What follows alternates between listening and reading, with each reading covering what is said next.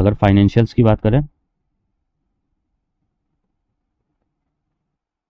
तो यहाँ पे फाइनेंशियल्स जो है थोड़ा इसका अलग टाइप का दिखेगा, क्योंकि 31 मार्च 2019 को ये सब मिलियन रुपीज़ में है। तो यहाँ पे 1000 मिलियन का इनका इक्विटी शेयर कैपिटल था, फिर 1000 फिर 9 मंथ्स का जो एंड पीरियड है उसमें ये 63,249 मिलियन हो गया। तो ये कैसे अचानक से इतना बढ़ गया। फिर उसके बाद आपका शेयर होल्डर्स अकाउंट का जो प्रॉफिट या लॉस है ये भी अचानक से, पहले क्या था 455, 354, 229, फिर ये अचानक से 1195 कैसे हो गया। तो और बोरोइंग्स जो है वो यहाँ पे इतनी ज़्यादा थी, वो अचानक से इतनी कम कैसे हो गई, तो ये सब आप समझते हैं। तो बेसिकली क्या था कि पहले जो भी पहले क्या ये कंपनी पूरी तरीके से गवर्नमेंट के अंडर में थी। और तो उस समय क्या होता था कि इक्विटी शेयर कैपिटल मतलब क्या हुआ कि जो भी हमारे शेयर होल्डर का कैपिटल है वो, तो कोई भी LIC के पास कोई भी सरप्लस आता था, सरप्लस यानी कि कोई भी एक्स्ट्रा पैसा आता था, वो बोनस के फॉर्म में पॉलिसी होल्डर्स को ही डिस्ट्रीब्यूट कर देती थी। ठीक है, इस सरप्लस को क्या करती थी, बोनस के फॉर्म में पॉलिसी होल्डर को डिस्ट्रीब्यूट कर देती थी, जितने भी हमारे पॉलिसी होल्डर है।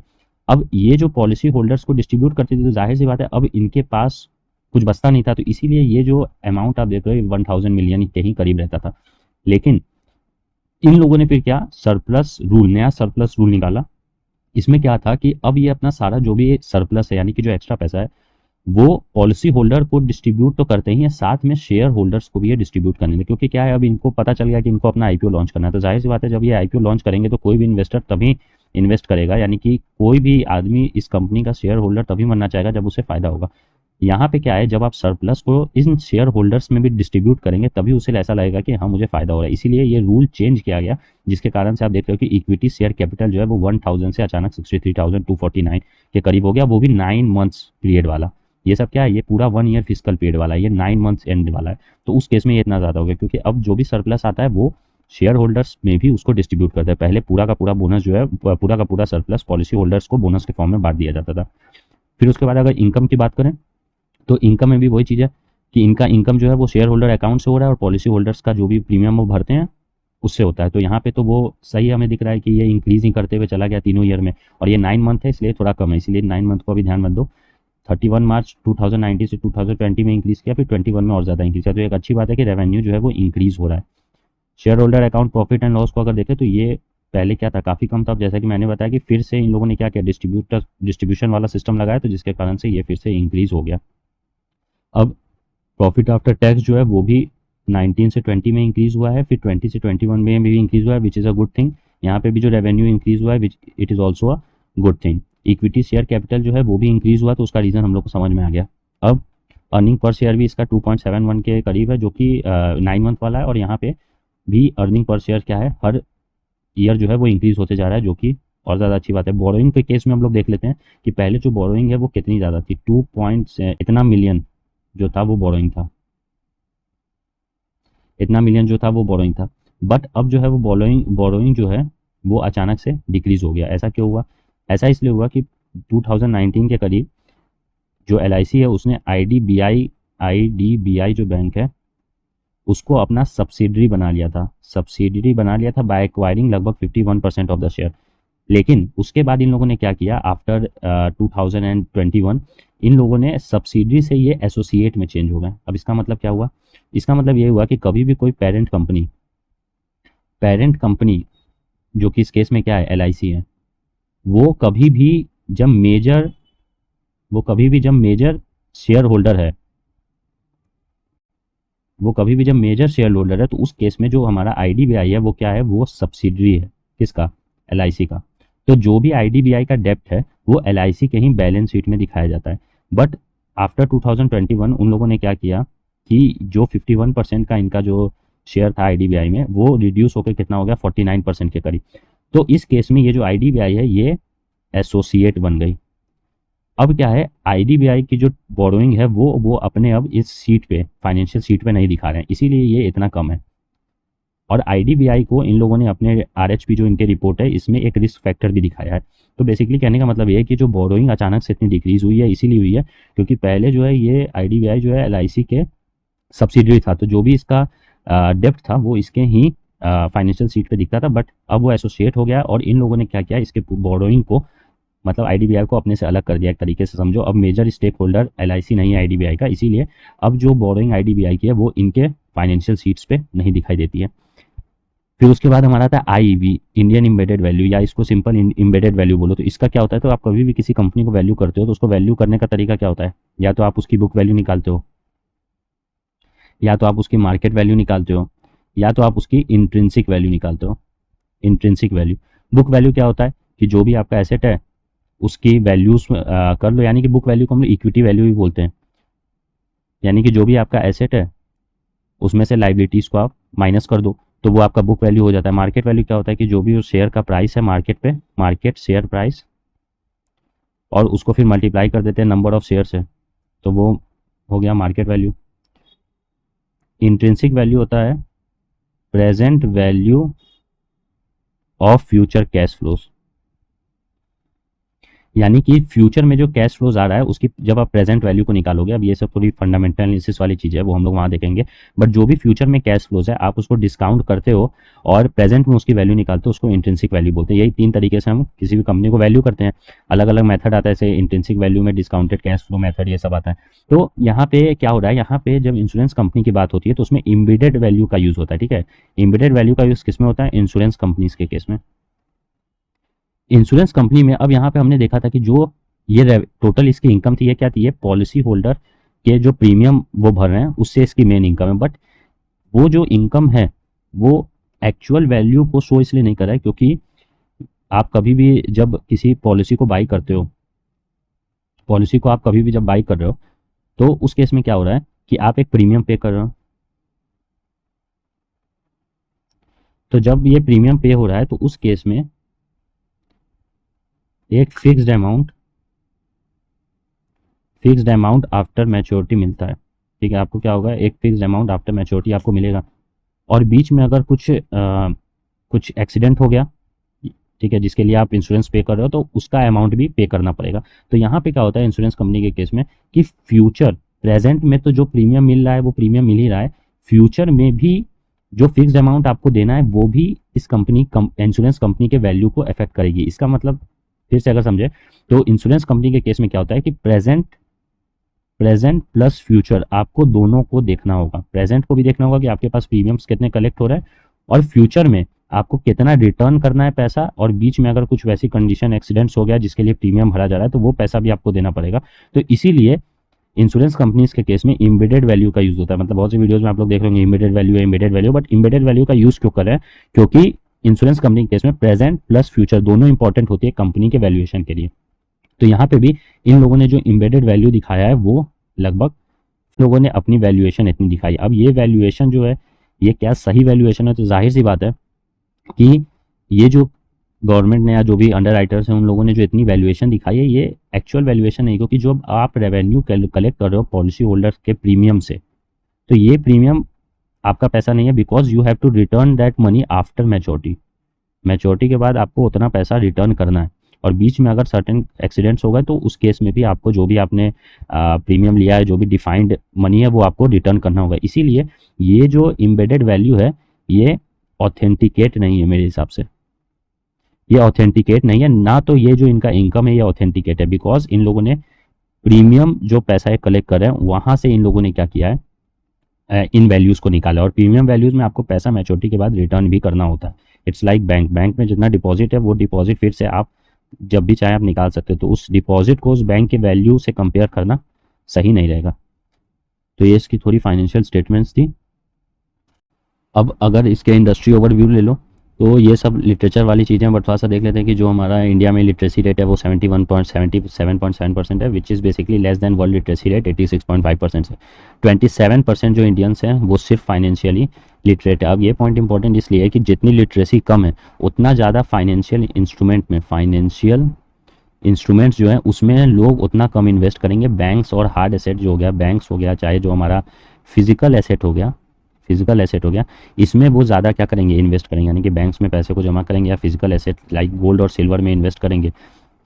अगर फाइनेंशियल लिटरेसी कम है, जो कि हम लोग का काफ़ी ज़्यादा कम है, लगभग 27% ही फाइनेंशियली लिटरेट है। तो जाहिर सी बात है कि जितना कम लिटरेसी है उतना कम वो इन्वेस्ट करेंगे स्टॉक्स, बॉन्ड्स या आपका इंश्योरेंस में। तो ये हम लोग के लिए एक प्रॉब्लम की बात है। हाउस होल्ड सेविंग्स जो है वो बढ़ते जा रहा है, लगभग 31% था 2012 में और लगभग 41% हो गया 2020 में, which is a good thing. House hold savings होता है जब भी जो भी आपकी सेविंग्स है उसमें से जब आप कंजप्शन और सारी चीज़ों को आप क्या बोलते हैं खर्च कर देते हो, तो जो भी आपका बचता है उसको हम हाउस होल्ड सेविंग्स बोलते हैं। और यही हाउस होल्ड सेविंग्स जो है हमारे बैंक्स में फिजिकल एसेट हो गया, चाहे इंश्योरेंस कंपनीज चाहे स्टॉक्स बॉन्ड्स में जाता है। तो जाहिर सी बात है जितना इंक्रीज़ करेगा उतना ज़्यादा इस टाइप की इंश्योरेंस कंपनीज़ को फ़ायदा होगा। अब उसके बाद यही है कि जो कोविड का हम लोग का पोस्ट कोविड सिचुएशन है, उस केस में जो फिक्स्ड इनकम प्रोडक्ट है उन लोगों ने काफ़ी लोअर रेट ऑफ रिटर्न्स दिए हैं, जिसके कारण से क्या हुआ है कि कुछ प्रपोर्शन सेविंग्स का वो फिजिकल एसेट में गया, यानी कि बैंक्स इन सब में फिक्स डिपॉजिट में जो इंटरेस्ट रेट था वो डिक्रीज़ हो गया, यानी कि अब पैसा उनमें जमा करने पे आपको कम पैसा मिला है, जिसके कारण क्या हुआ लोगों ने काफ़ी कुछ प्रपोर्शन जो है अपने सेविंग्स का वो फिजिकल एसेट यानी कि गोल्ड सिल्वर ये सब हो गया फिजिकल एसेट, इसमें इन्वेस्ट किया है। तो जाहिर सी बात है जितना ज़्यादा इन टाइप के फिजिकल एसेट्स में हम इन्वेस्ट करेंगे उतना ज़्यादा हम इन companies insurance companies stocks bonds में कम इन्वेस्ट करेंगे। एक इन्वर्स रिलेशन होता है फिजिकल एसेट और फाइनेंशियल इंस्ट्रूमेंट्स का। तो ये चीज़ें अब उसके बाद ये एक्सपेक्टेड है कि हमारे लॉन्ग टर्म में जो फाइनेंशियल लिटरेसी है वो इंक्रीज़ करेगी। तो जाहिर सी बात है इन इंश्योरेंस कंपनीज और जो भी हमारा फाइनेंशियल मार्केट है उसको प्रॉफिट होगा, बिकॉज लोग उन म्यूचुअल फंड्स इंश्योरेंस कंपनीज में इन्वेस्ट करेंगे। फिर उसके बाद यही है बार चार्ट की मदद से कि फाइनेंशियल जो हमारी सेविंग्स हैं वो जो है इंक्रीज़ होते हुए गई है। 2012 से लेकर 2020 तक 31% से हमारा 41% तक चला गया। ये हमारी क्या है, ये हमारी फाइनेंशियल सेविंग्स है। फिर उसके बाद जो सेविंग्स इन फिजिकल एसेट है वो आपकी 69% थी, फिर डिक्रीज़ होते हुए गई है 69 से 67, 67 से 64, फिर 55, फिर थोड़ा इंक्रीज़ भी बीच में हुआ है, बट ओवरऑल जो है वो 69 से 59% चली गई है from 2012 to 2020, which is also a good thing. अगर यहाँ पे हम लोग बात करें कि टोटल पॉलिसीज़ को, और अब हम लोग क्या करें इसके कॉम्पिटिटर्स से इसको मैच कर रहे हैं, कॉम्पिटिटर्स। तो जो इसके LIC के कॉम्पिटिटर्स हैं वो हो गया SBI हो गया, HDFC हो गया, ICICI, मैक्स लाइफ, ये सब क्या इसके कॉम्पिटिटर्स है। तो अगर कॉम्पिटिटर्स को हम लोग देखें तो टोटल पॉलिसीज़ हम इंडिविजुअल ग्रुप समझ ही गए क्या होता है, ये NBP पॉलिसी यानी कि न्यू बिजनेस पॉलिसीज़, और रिन्यूएबल ये भी हम समझ गए। इन दोनों को जब हम ऐड करेंगे तो हम लोग को टोटल पॉलिसीज़ मिल जाएगा, यानी कि new business policies plus renewable policies, ये टोटल पॉलिसी। तो अगर हम इस तरीके से सिर्फ टोटल को एनालाइज करें तो हम देखेंगे कि सबको जोड़ने के बाद हमारा 248 मिलियन के करीब आ गया। तो टोटल जो पॉलिसीज़ हैं वो हमारी आ गए 248 मिलियन के करीब, जिसमें से 211 मिलियन जो पॉलिसीज़ हैं वो सिर्फ और सिर्फ किसने की, LICs ने की। बाकी का जितना भी है वो अदर ने किया। तो हम देख सकते हैं कि 248 ही अगर इसको हम लोग मान लें, ओवरऑल 248 मान लें, इसमें से 211 को माइनस कर दे तो हम लोग का कितना बचेगा, हम लोग को बचेगा 37, यानी कि 37 मिलियन जो है वो बाकी सारों का सम है, और 211 जो है वो अकेले LIC का टोटल पॉलिसीज है। तो LIC जो है वो कितना ज़्यादा मार्केट कवर कर रहा है वो देख लीजिए। 211 डिवाइडेड बाई 248 इंटू अगर हम लोग 100 करें तो ये लगभग 85% के करीब आ जाएगा, यानी कि जो टोटल पॉलिसीज़ है उसमें लगभग 85% पॉलिसीज़ ये फिजिकल ईयर 21 का है, लगभग 85% पॉलिसी सिर्फ LICs करें, यानी कि LICs काफ़ी ज़्यादा नंबर ऑफ पॉलिसीज़ जो है वो करती है रिलेटिव टू ऑल अदर, यानी कि इन सब के सम को भी ऐड भी कर दें तो उसके रिलेटिव भी ये बहुत ज़्यादा है। बट एज अ इन्वेस्टर ये हमारे लिए उतना ज़रूरी नहीं है, बिकॉज ये बहुत बड़ी कंपनी अब 65 ईयर से ज़्यादा से पहले से है, तो उस केस में जाहिर सी बात है ये ज़्यादा पॉलिसीज़ हैंडल करेंगी। बट हमारा जो मेन एम होता है वो होता है ग्रोथ को चेक करना कि कंपनी ग्रो किस तरीके से करी एज ए इन्वेस्टर। तो अगर हम CAGR compounded annual growth rate देखें 19 से 21 के बीच में, तो LIC का सिर्फ 9.3% रहा है, सिर्फ 9.3% के रेट से ये ग्रो किया है टोटल प्रीमियम के मामले में। वही SBI लाइफ जो है 23.4% से ग्रो किया है, HDFC 15% से, मैक्स लाइफ 40.2 और बजाज एलियंस 16.5। यानी कि अगर ICICI को छोड़ दे तो LIC जो है इन अपने कॉम्पिटिटर जितने भी इसके कॉम्पिटिटर हैं उन सब से पीछे चल रहा है, लगभग हाफ से भी ज़्यादा। तो यानी कि LIC का जो ग्रोथ रेट है वो काफ़ी ज़्यादा प्रॉब्लमेटिक है और एक कंसर्निंग पॉइंट है एज ए इन्वेस्टर, क्योंकि LIC ग्रो उतने अच्छे से टोटल प्रीमियम के मामले में नहीं कर रहा है, अपने कॉम्पिटिटर से बहुत पीछे है। फिर उसके बाद अगर इस 10 ईयर को हम लोग CAGR देख लें तो सिर्फ और सिर्फ इसका 7.1% है, SBI का इसके दुगने से भी ज़्यादा है, HDFC का सबसे ज़्यादा है। तो इन द सेंस जो ग्रोथ है LIC का वो काफ़ी ज़्यादा कंसर्निंग है रिलेटिव टू इट्स कॉम्पिटिटर्स। अब उसके बाद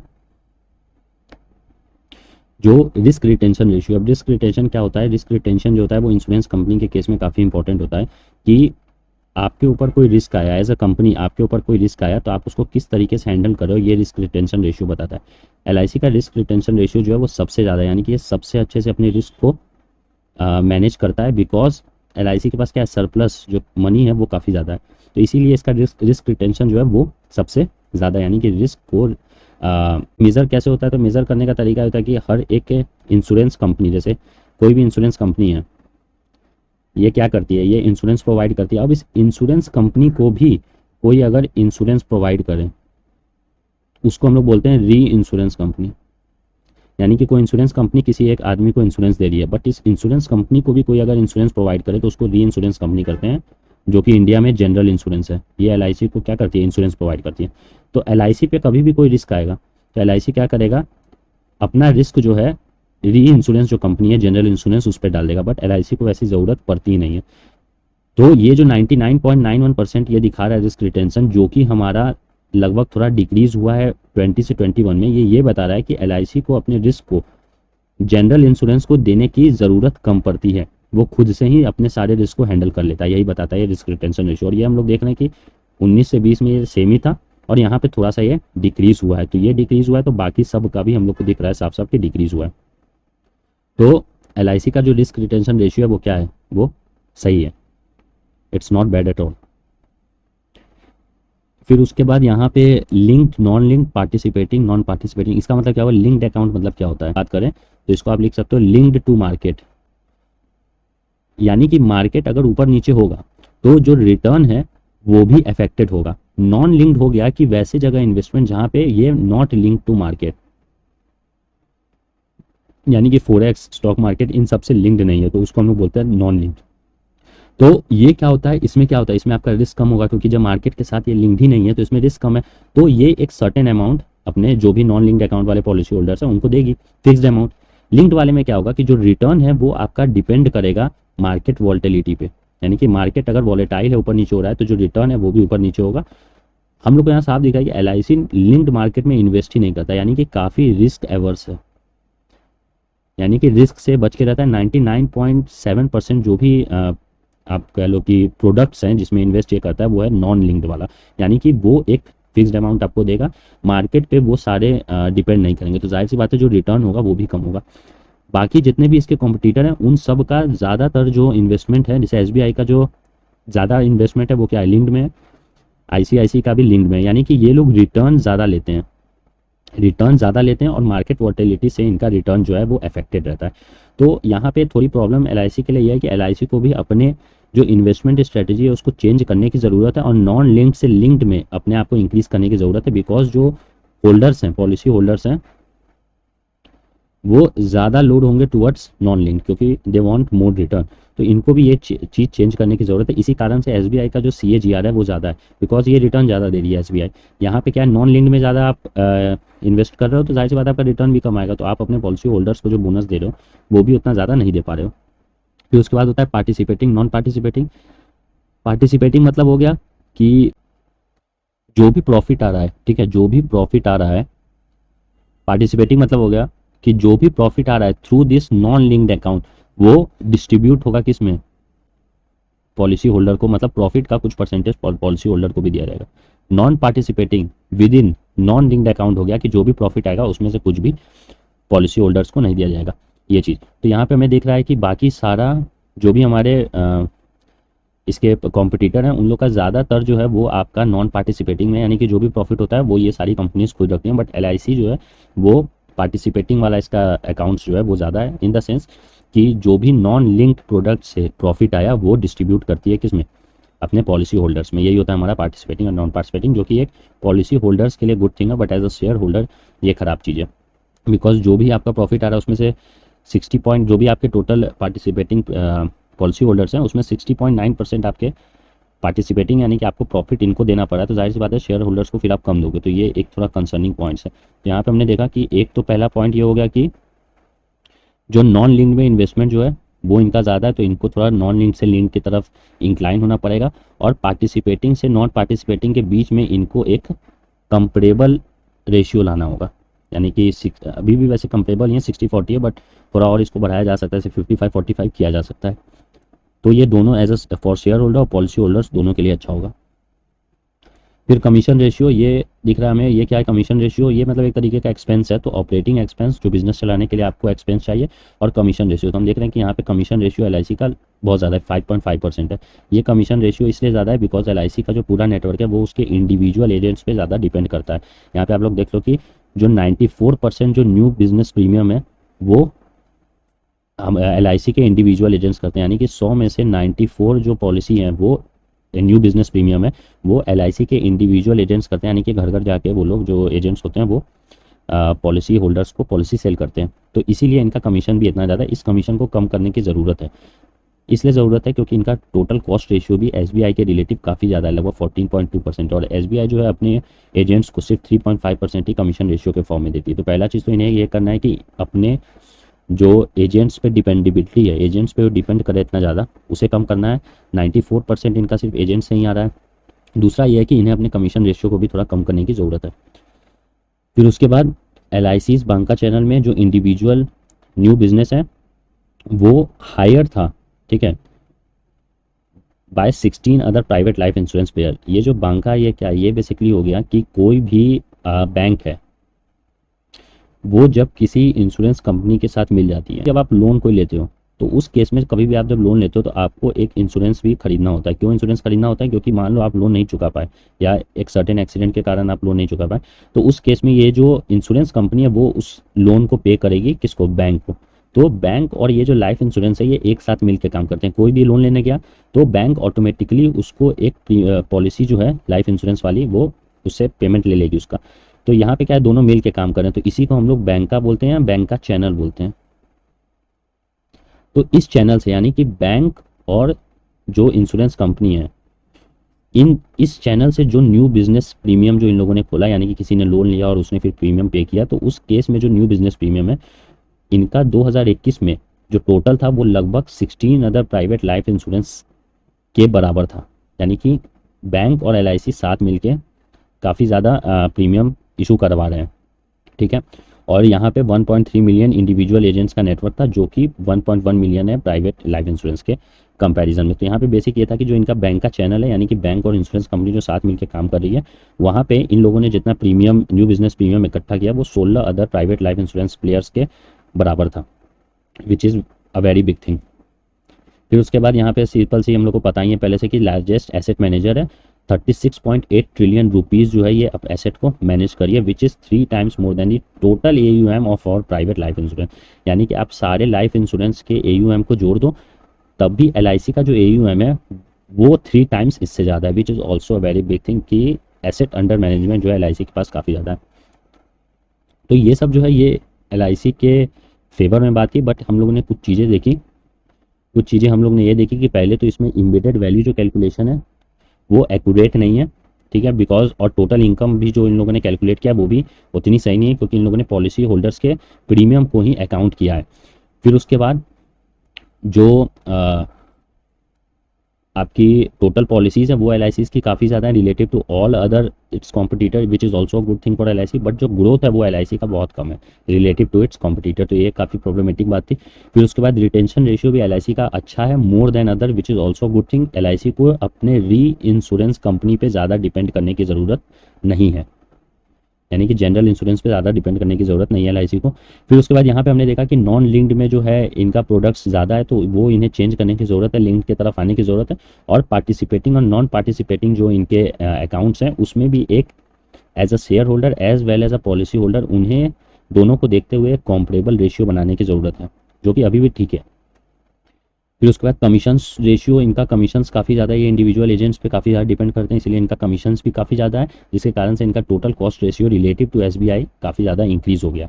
फिर हम लोग ने देखा कि जो इसका बैंक का चैनल है, यानी कि बैंक और इंश्योरेंस कंपनी जो साथ मिलकर काम कर रही है, बैंक किसी को लोन दे रही है तो वो एक इंश्योरेंस भी उस आदमी को सेल कर रही है कि अगर वो लोन ना चुका पाए तो वो इंश्योरेंस कंपनी उसके लोन को भरेगी, तो इसी को बैंक का चैनल बोलते हैं। और बैंक का चैनल में भी जो इन लोगों ने न्यू बिजनेस प्रीमियम जो कलेक्ट किया है private life insurance, which is a very good thing.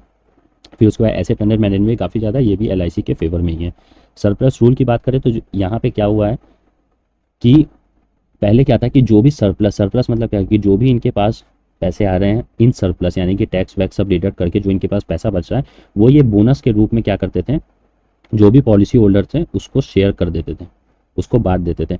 But और बांटने का जो तरीका था वो था 95% ये पॉलिसी होल्डर्स को देते थे और 5% जो है ये देते थे शेयर होल्डर्स को। अब इन लोगों ने इसको चेंज कर दिया है और 92.5 कर दिया है पॉलिसी होल्डर्स को, और कितना बचा, 7.5 कर दिया है शेयर होल्डर्स को। जाहिर सी बात है।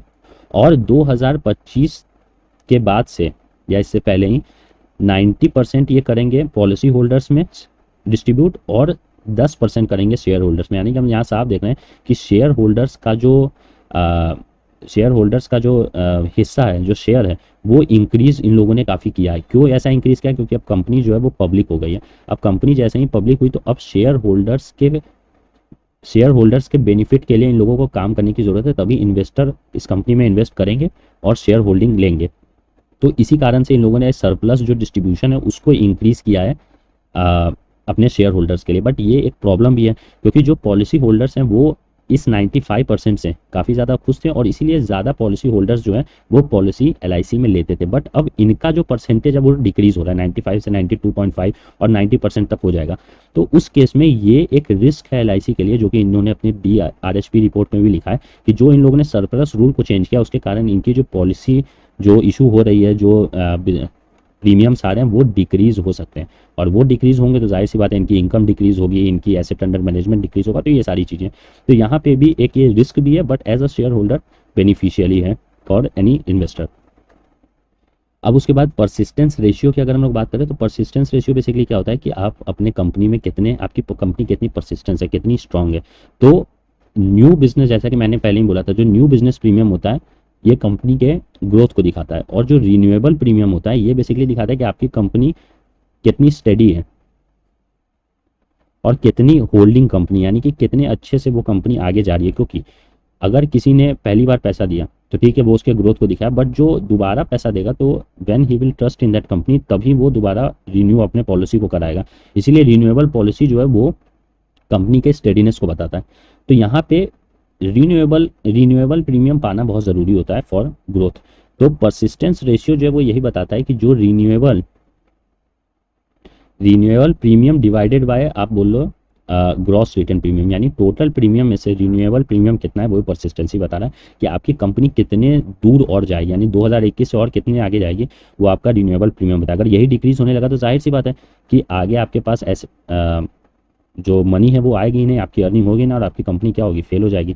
तो ये बहुत इंपॉर्टेंट। हमने देखा कि 19 से 20 में डिक्रीज हुआ, बट 20 से 21 में ये इंक्रीज हुआ है। यानी कि ओवरऑल अगर हम लोग देख ले तो थोड़ा परसिस्टेंस रेशियो जो है वो उसका डिक्रीज हुआ है 57.67 से ये 54.29 पे है। तो ये भी काफ़ी इंपॉर्टेंट है। ये जो है it is a risk, persistence ratio का डिक्रीज होना it is a risk for LIC, और ये डिक्रीज हो रहा है। और हमें ये CAGR से भी पता चला है, जो दूसरे इसके कॉम्पिटिटर है उनका CAGR बहुत ज़्यादा है रिलेटिव टू LIC। तो इसीलिए इन लोगों को अपने परसिस्टेंस रेशियो को भी मेंटेन करने की काफ़ी ज़्यादा ज़रूरत है, रिन्यूएबल प्रीमियम्स को मेंटेन करने की ज़रूरत है। फिर उसके बाद सॉल्वेंसी रेशियो जो है LIC की 1.76 है 2021 में, जो कि अच्छा है। सॉल्वेंसी रेशियो जो है वो 1.5 के करीब होना चाहिए, 1.5 से ज़्यादा होना चाहिए। अगर 1.5 से नीचे सॉल्वेंसी रेशियो आ गया तो उस समय RBI जो है वो अपनी गाइडलाइन जारी कर देती है उस कंपनी के रिलेटिव। सॉल्वेंसी रेशियो समझ आए कि insurance ability to settle claims, यानी कि जो लोगों ने पॉलिसी खरीदे हैं, अगर उन्हें पैसा अपना वापस चाहिए या वो सरेंडर करना चाहते हैं तो उस केस में कितने इफेक्टिवली वो इंश्योरेंस कंपनी जो है वो क्लेम्स को सेटल कर सकती है, उसी को सॉल्वेंसी रेशियो बोलते हैं। 1.5 से हमेशा ज़्यादा होना चाहिए। 1.5 के नीचे आता है तो RBI गाइडलाइन जारी करता है, तो हमेशा ही 1.5 के ऊपर ही रहा है। ये 2019 का है, ये 20 का है, ये 21 का है, तो हमेशा ये ज़्यादा रहता है। तो it is a good thing, मतलब इसका सॉल्वेंसी रेशियो अच्छा है। SBI का सॉल्वेंसी रेशियो इससे भी ज़्यादा है, 1.76 से भी ज़्यादा है।